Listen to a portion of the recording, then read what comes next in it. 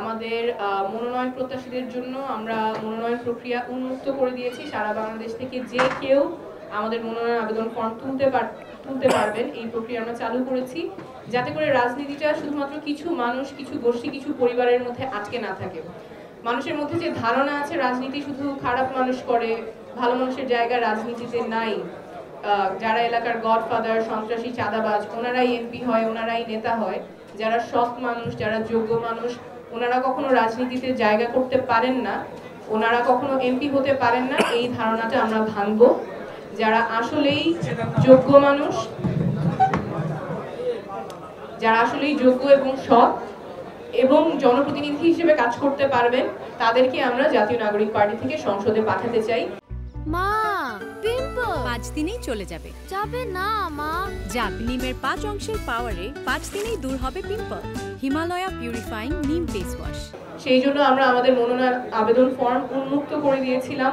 Online, offline দুই মাধ্যমেই আবেদন প্রক্রিয়া সম্পূর্ণ হয়েছে। আপনারা দেখেছেন যে গত 2 সপ্তাহ বিপুল উৎসাহে অনেকে আমাদের ফর্ম সংগ্রহ করেছেন। বিভিন্ন পেশা থেকে মানুষ ফর্ম সংগ্রহ করেছেন, আইনজীবী, চিকিৎসক, শিক্ষক, উদ্যোক্তা।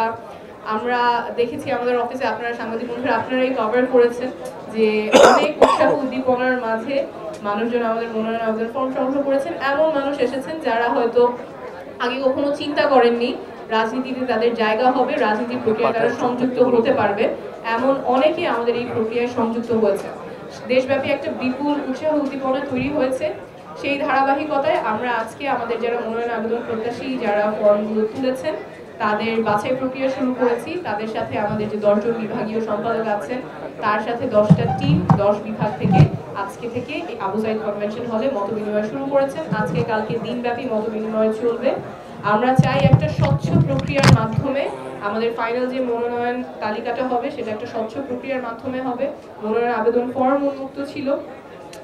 আমরা 1484 প্রায় 1500-এর কাছাকাছি ফর্ম বিতরণ করেছি, এখনো অনেকে করতে চাচ্ছেন। আমরা সবার সাথেই কথা বলবো, সবার সাথে একটা স্বচ্ছ প্রক্রিয়ার মাধ্যমে এটার ইভ্যালুয়েশন হবে। আজকে এবং কালকে দিনব্যাপী সাক্ষাৎকারগুলো চলবে। যারা আমাদের মনোনয়ন আবেদন ফর্ম জমা দিয়েছেন তাদের সাথে আমাদের বিভাগীয় সম্পাদক এটা কোঅর্ডিনেট করছেন, এবং এই 2 দিনের যে প্রোগ্রাম সেটা কোঅর্ডিনেট করছেন আমাদের যুগ্ম সদস্য সচিব আব্দুল্লাহ আল আমিন। কোনো প্রয়োজন ওনার সাথে যোগাযোগ করবেন। আমরা নতুন ধারা যুক্ত করতে চাই রাজনীতিতে, জবাবদিহিতার সংস্কৃতি যুক্ত করতে চাই, এবং জবাবদিহিতার সংস্কৃতি তৈরি করার একটা গুরুত্বপূর্ণ ধাপ হলো এমন মানুষকে রাজনীতিতে নিয়ে আসা যারা জবাবদিহিতার রাজনীতিটা করবেন, পুরানো রাজনীতি করবেন না।